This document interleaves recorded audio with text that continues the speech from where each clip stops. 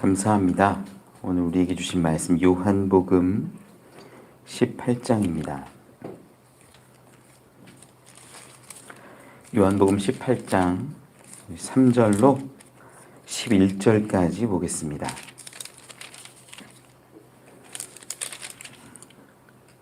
요한복음 18장 3절로 11절의 말씀 우리 한 절씩 교독하지요.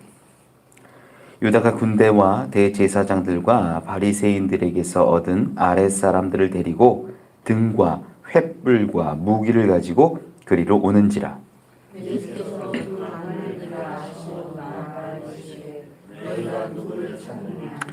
대답하되 나사렛 예수라 하거늘 이르시되 내가 그니라 하시니라. 그를 파는 유다도 그들과 함께 섰더라.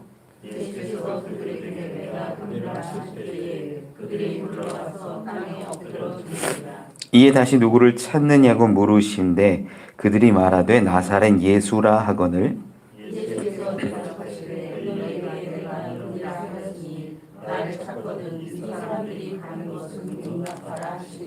이는 아버지께서 내게 주신 자 중에서 하나도 잃지 아니하였사옵나이다 하신 말씀을 응하게 하려 함이러라.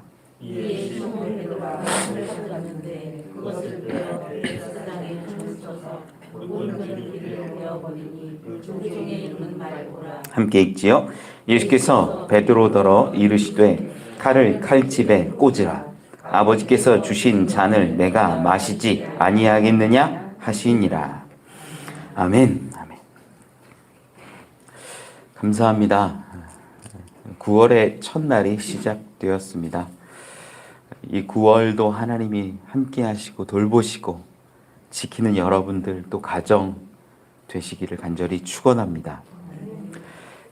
예수님께서 최후의 만찬을 하시고 이제 제자들을 위해 제자들을 통해 복음이 전해진 자들을 위하여서 간구하고 기도하시고 저들을 다 보전하시고 천국 소망 갖게 하시기를 원하시며 기도를 마치시고 겟셋마네 동산에 가셨지요. 이 겟셋마네 동산에 들어가실 때에도 이곳에 들어가신 것 유대인들의 그 관습법에 따라서 이 감람산 너머까지 가신 것이 아니라 그곳에 이르셨고 수많은 사람들이 예루살렘에 빽빽하게 있었지만 정말 기도하기 위해서 하나님과 소통하고 교제하기 위해서 그 한적한 곳을 찾으셨습니다. 오늘 본문은 계속해서 이어지는 내용들입니다. 이 3절 말씀에 보니까 유다가 군대와 대제사장 바리새인들에게서 얻은 아랫사람들을 데리고 등불 횃불을 가지고 예수님께 찾아왔습니다.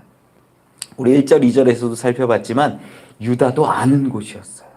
이 겟셋마네 동산에서 기도하는 그곳 예수님이 수차례 가셨고 늘 기도하셨던 곳인지도 모릅니다. 유다도 당연히 이 6월절 절기가 되어서 예수님이 저렇게 하시면 겟셋마네 동산 가서 기도하시겠지. 그리고 이 군대와 이 대제사장 바리새인들에게서 얻은 아랫사람들을 데리고 가는 거예요. 그런데 대제사장과 바리새인들에게서 얻은 아랫사람들은 보통 이 성전 수비대를 지칭하는 것으로 보입니다. 왜냐하면 종교적인 어떤 이유와 목적으로 대제사장과 바리새인들로 인하여서 구성된 조직이기 때문이에요. 성전 수비대 어떤 종교적인 이유로 모였습니다. 그런데 여기에 군대가 모였어요. 여기서 군대라 하면 로마 군대를 말합니다. 로마 군대가 예수님을 찾으러 잡으러 왔다라는 것이 오늘 말씀 가운데 드러나죠. 원래 이 로마라는 나라는 이 식민지에게 자치권을 굉장히 많이 줘요. 이 자치권을 여러 가지를 주어서 자기들 알아서 판단하고 결정하고 심지어 어느 정도의 사법권까지도 줍니다. 그래서 잘못하면요, 유대인들의 관습법에 따라서 종교법에 따라서 치리할 때가 많았어요. 그런데 한 가지 불가능한 것이 사형제였습니다. 이 사형은 오직 이 로마의 법정에서만 결정할 수 있는 권한이 있는 거예요. 그런데 지금 예수님이 이 로마의 군대에 의해서 잡혀가게 되었다라는 것. 요한복음 18장 12절로 넘어가서 보면요, 천부장이 등장을 해요.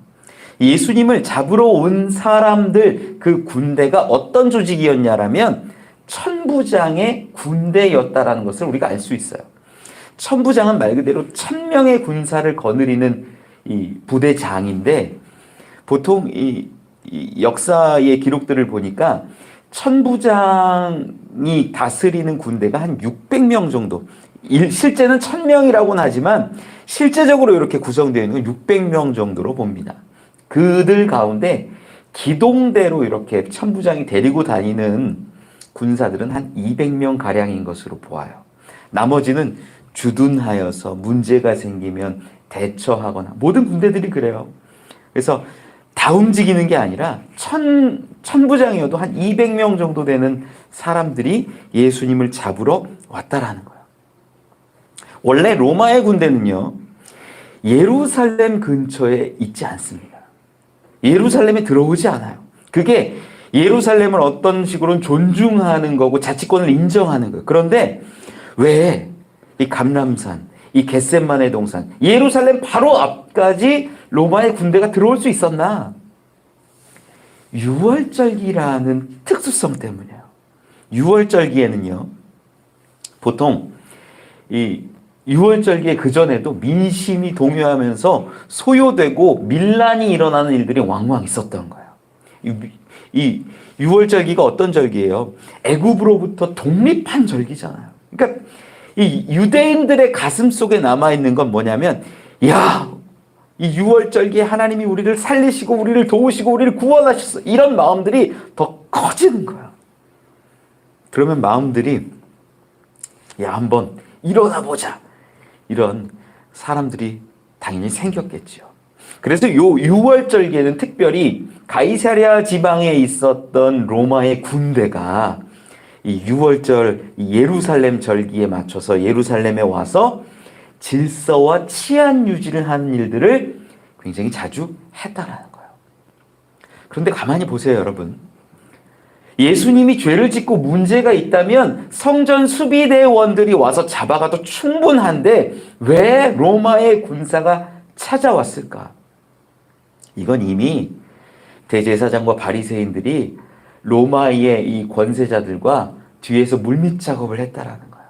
뭘로? 정치범으로 몰기 위해서.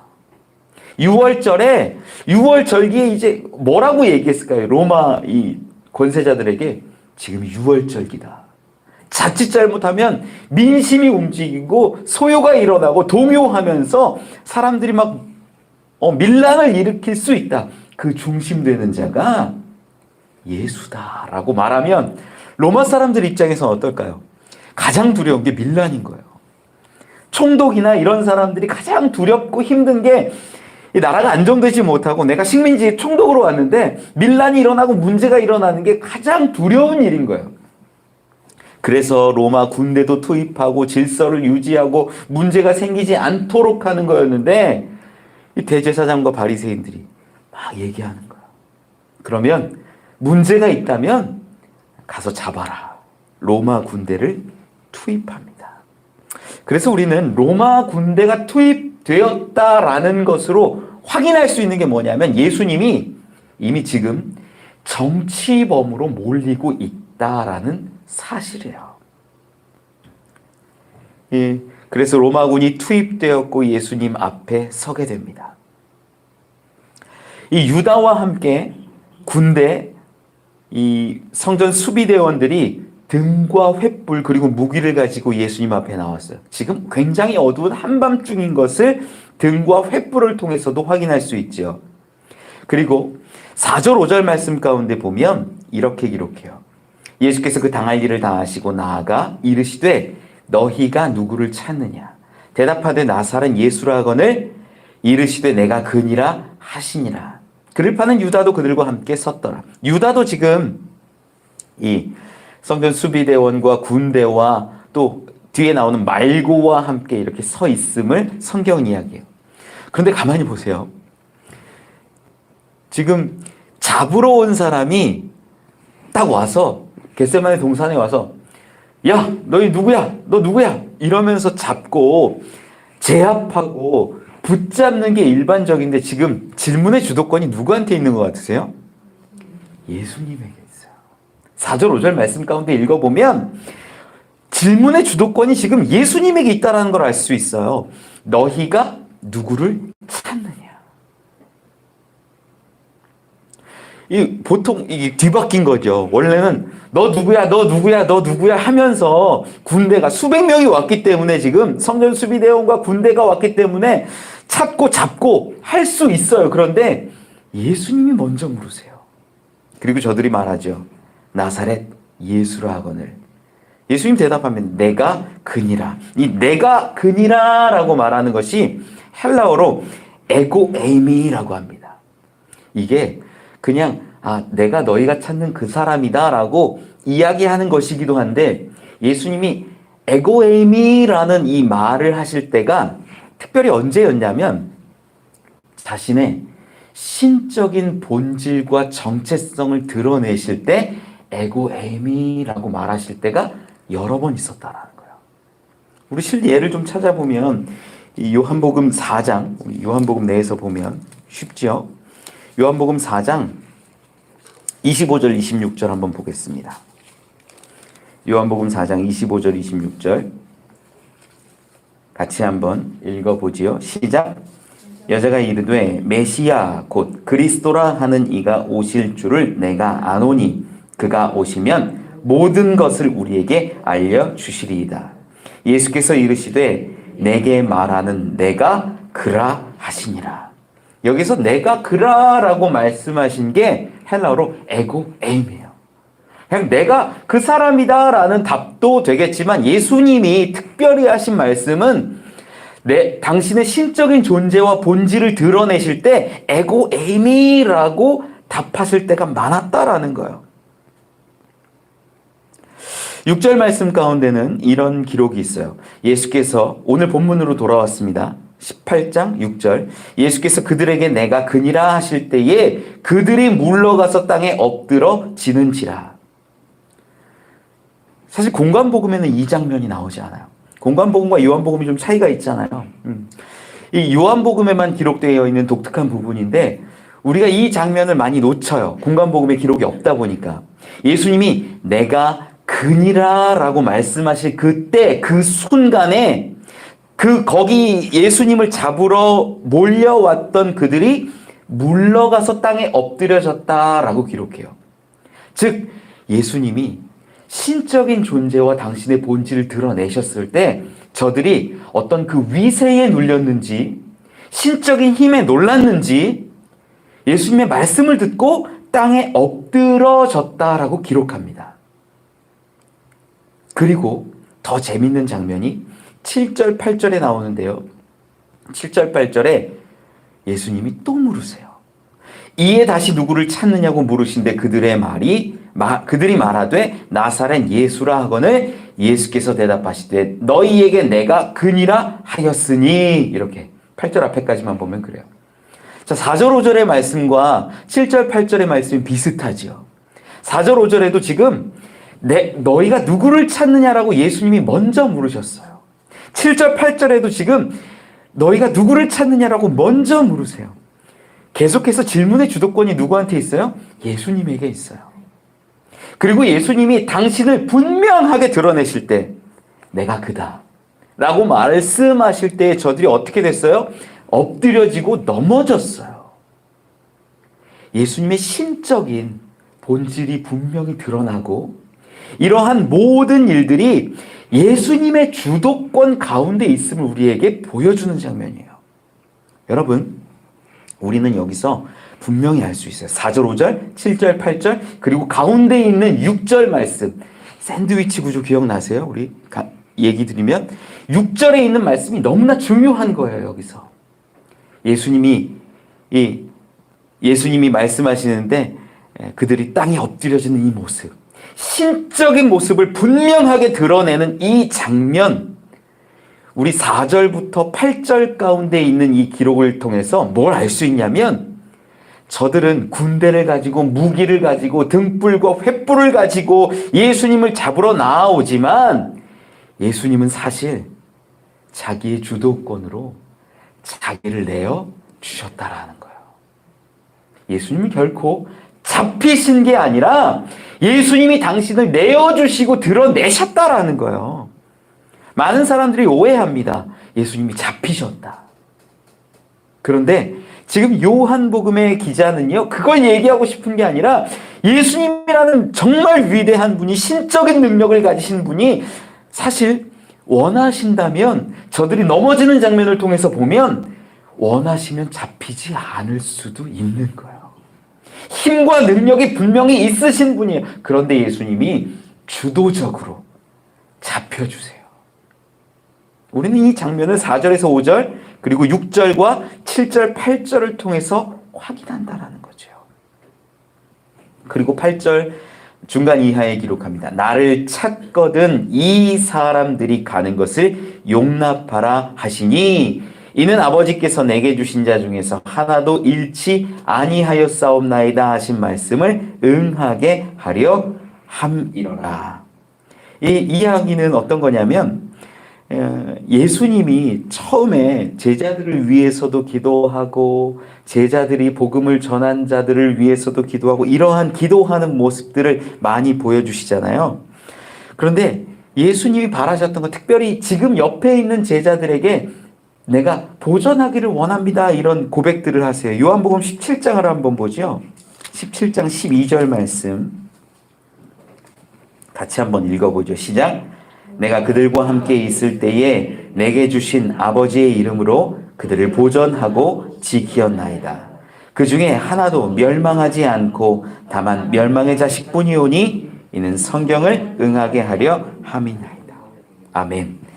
예수님이 이미 말씀하시고 기도하신 그 장면이 분명하게 다시 이루어지면서 예수님이 저들에게 이 사람들은 보내달라고 용납하라고 말씀하는 것입니다.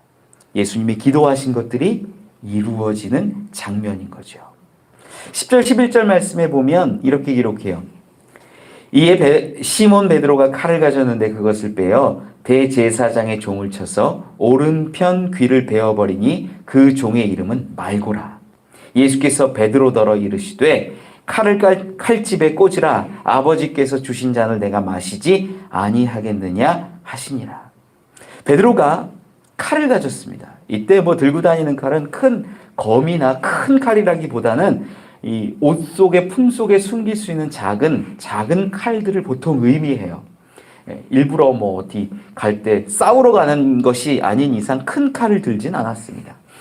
그런데 이 작은 칼을 꺼내서 쳤는데 그게 누구냐면 대제사장의 종 말고였다라는 거죠. 아마도 이 대제사장의 종 말고가 이 군대와 성전 수비대를 지휘하면서 왔던 것으로 보여져요. 가장 앞에 있고 가장 앞에서 유다와 함께 어쩌면 예수님이 누군가를 찾고 있는 그러한 모습을 충분히 상상할 수 있지요. 그런 가운데 베드로가 자기 품에 갖고 있었던 칼을 꺼내서 그에게 휘두릅니다. 오른쪽 귀가 떨어져 나가요. 근데 우리가 분명히 알아야 될 것이 하나 있어요. 뭐냐면 이 유월절기에 이 예루살렘과 그 근처에 있을 때에 이 모든 유대인들에게는 무기를 소지하는 것이 불법이었다라는 거예요. 왜냐하면 유대인들이 밀란이 일어날까봐 로마에서 정한 것도 있고 그것과 함께 이제 유대 종교 지도자들이 맞다 그렇게 하자. 우리가 그것들은 로마에서 시킨 대로 하자. 그래서 결정한 것이 관습처럼 되어서 굳어져서 이 유월절기 신성한 절기에 예루살렘에 올라오면서 어찌 너희가 사사로이 무기를 들고 오고 너희의 힘을 과시하겠느냐 가져오지 말라 이런 명령이 있었다라는 거예요. 그런데 지금 베드로는 뭘 갖고 있어요? 검을 갖고 있어요. 칼을 갖고 있어요. 저는요 이 베드로가 예수님을 지키려고 했던 그 마음과 열성과 헌신이 분명히 있음을 믿어요. 베드로 얼마나 뜨거운 자입니까? 불같은 자입니까? 그런데 어떻게 보면 이미 율법을 어기면서 관습의 법을 넘어가면서 예수님을 지키려 했고 검을 휘둘렀다라는 것. 이게 어쩌면 우리의 모습과 참 비슷하다라는 거예요. 그것을 보시고 예수님은 말씀하세요. 11절에 칼을 칼집에 꽂으라. 아버지께서 주신 잔을 내가 마시지 아니하겠느냐. 여러분, 베드로는요, 지금 자기의 의로, 자기의 결정으로, 자기가 옳다라고 생각하는 것으로 예수님을 지키고 보호하려 하고, 예수님 앞에 나아가려고 하고, 예수님을 보호하려고 하는 그 모든 행위를 합니다. 자기의 판단이에요. 자기의 결정이에요. 그런데 예수님은요, 그것을 인정하지 않으세요. 도로 칼집에 넣으라. 그리고 하시는 말씀이 아버지께서 주신 잔을 내가 마시지 아니하겠느냐. 지금 저 군대가 와서 나를 잡으려 하는 이 모습, 이 모든 것들이 아버지의 뜻이고 그 일을 모든 것을 아셨고 내가 걸어가야 할 길임을 분명히 아셨다라는 거예요.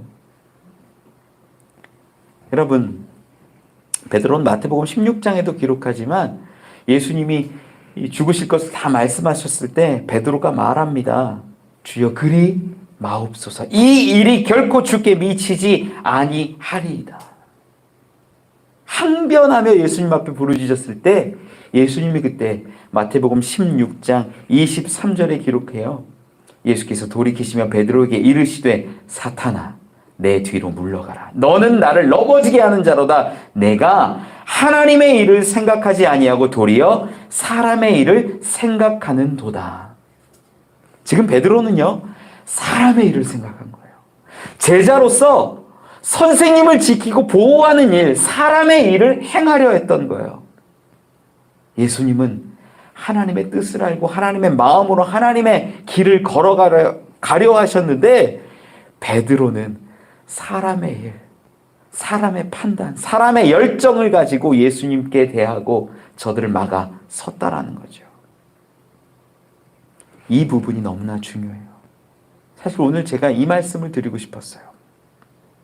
여러분, 우리가 열심으로, 헌신으로 내 뜻과 내 의로 하나님 앞에 막 섬기고 드리고 바치고 일하고 봉사합니다. 그 너무나 귀할 수 있죠. 그런데 먼저 알아야 할 것이 뭔지 아세요? 하나님의 뜻이라는 거예요. 예수님의 뜻이라는 거예요. 예수님의 마음이라는 거예요.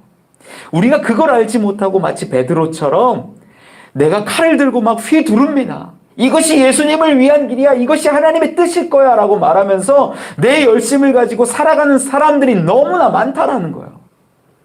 그런데 더 필요한 건 사람의 일이 아니라 하나님의 일이요. 하나님의 뜻이요. 하나님의 의인 줄 믿으시기 바랍니다. 내 뜻, 내 마음으로 하나님의 일을 하지 마시고 여러분의 인생도 마찬가지입니다. 여러분, 하나님이 여러분에게 주신 인생들, 가정들 내 것이라 생각하세요? 아니에요. 하나님이 맡겨주신 겁니다.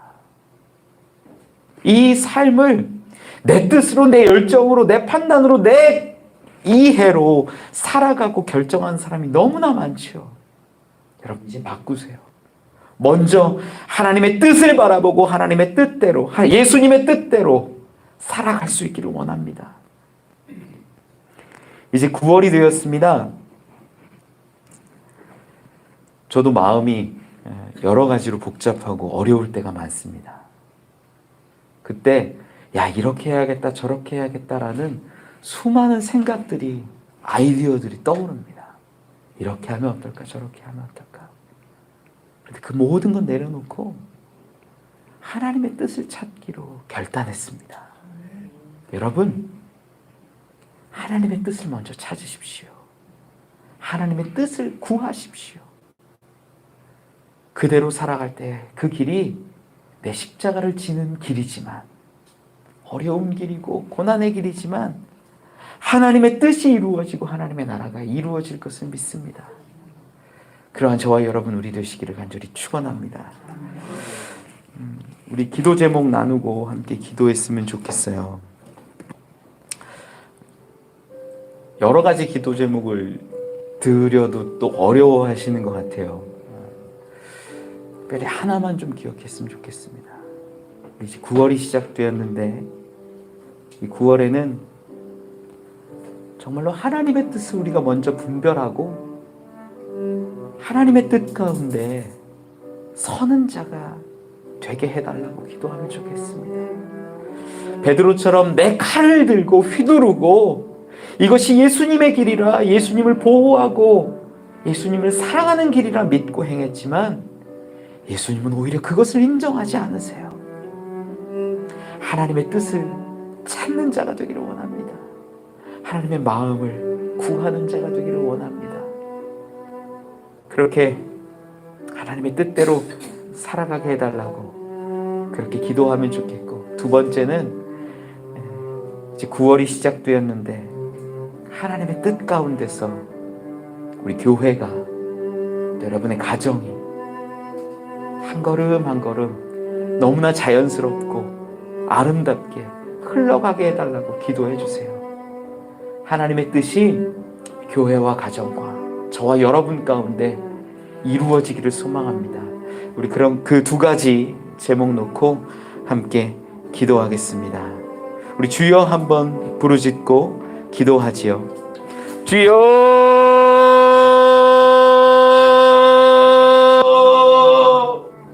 하나님 아버지, 하나님께서 역사하시는 간절히 원합니다. 하나님, 우리 가운데 함께하여 주셔서 아버지, 우리 가운데 하나님의 뜻을 보여주시기를 간절히 원합니다. 아버지는 내 생각으로 행하였고 내 마음으로 행하였고 나의 의를 가지고 하나님의 뜻을 이루어갈 때가 얼마나 많았습니까? 하나님, 이제는 내려놓게 하시고 하나님의 뜻을 바라보며 살아갈 수 있도록 인도하여 주시옵소서. 베드로처럼 내가 칼을 들고 때가 많았습니다. 이것이 정이고 이것이 진리고 이것이 나의 뜻이고 이것이 하나님이 좋아하시는 것이라 말합니다.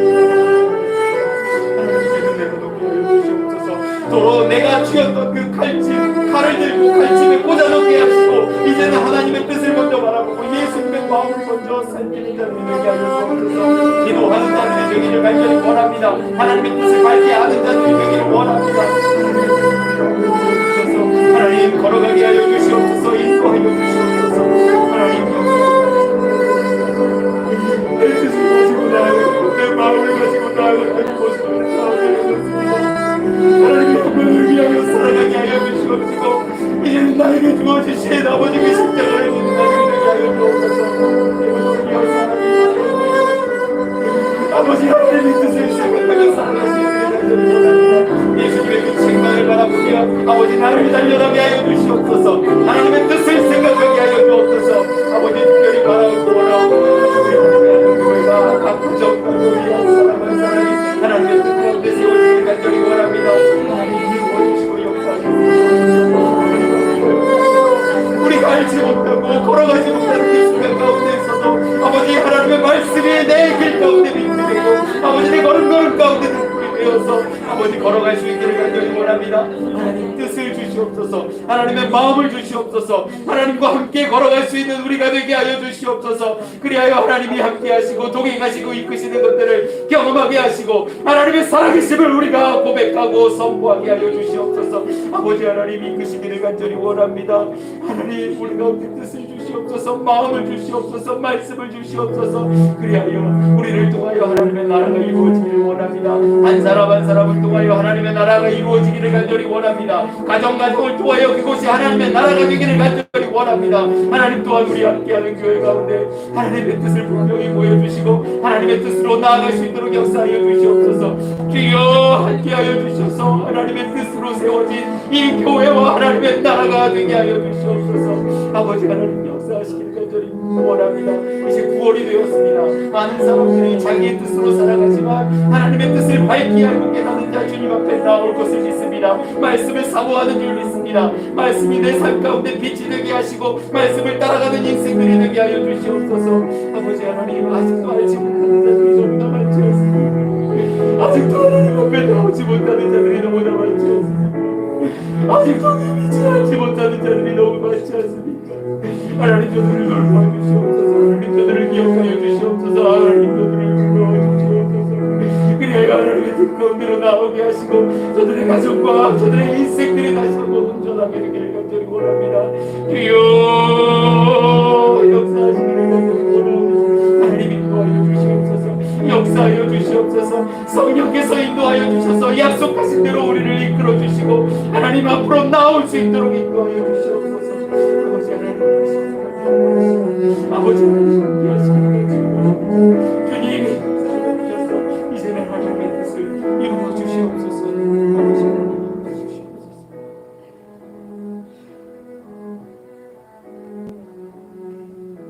하나님 감사합니다.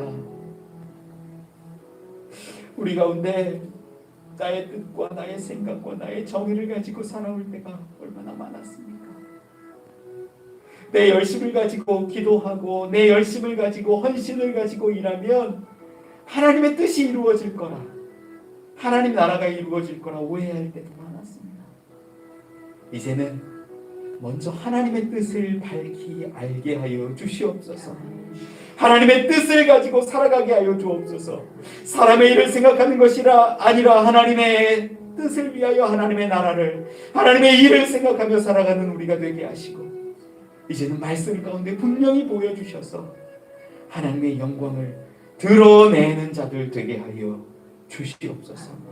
9월입니다. 하나님 첫 시간, 첫 삶을 주님께 드리오니 하나님 기억하여 주시고 드린 저들의 손길 하나하나 붙잡으시고 기억하여 주시옵소서. 저들이 9월 한 달 동안 하나님과 동행하기를 원합니다. 앞으로 하나님과 함께하면서 하나님의 뜻 가운데, 보호하심 가운데, 다스림 가운데 있기를 원합니다. 하나님 이끌어 주시고 인도하여 주시옵소서. 귀한 예물 드린 손길들 하나님 아시지요? 소망하며 드리고 감사하며 드리고 기뻐하며 드리는 그 예물을 받아 주시옵소서. 이 예물 하나님 드릴 때에 그의 가정과 자녀들 하나님 하나하나 돌보시기 원합니다. 그들 가운데 거하여 주시고 그들 가운데 역사하시고 여호와의 손이 그들을 지켜 보호하시는 그 놀라운 능력을 보게 하여 주시옵소서. 주께 드렸사오니 이 세상에서도 어려움 없도록 하나님 풍족히 채워주시고 하늘의 문을 여셔서 복의 복을, 은혜 위에 은혜를 더하여 주시옵소서. 주님 감사합니다. 예수님 이름으로 기도합니다. 우리 축도하고 계속해서 기도하겠습니다. 이제는 우리 주 예수 그리스도의 극진하신 사랑과 우리 아버지 되신 하나님의 놀라우신 은혜와 언제나 우리와 동행하시는 성령님의 감화 감동 교통 충만하시니 내가 믿었던, 내가 행했던 수많은 모습들을 다 내려놓고 내 열심과 헌신을 내려놓고 그 모든 것들을 도로 칼집에 꽂아놓고 오직 하나님의 마음을 알고 하나님의 뜻을 알고 예수 그리스도의 마음, 예수 그리스도의 뜻을 깨달아 알며 말씀 가운데 이제는 목표 삼아 하나님의 일, 하나님의 나라를 이루어 가기를 소망하는 자 머리 위에, 함께하는 교회와 성도와 가정, 그 자녀 위에, 외국에 있는 자녀 위에, 나라와 민족 위에, 그리고 엄마 품에 안긴 어린 아이 위에, 태중의 아이 위에 이제로부터 영원까지 함께 하시기를 축원하옵나이다. 우리 말씀 붙들고 계속 기도하겠습니다.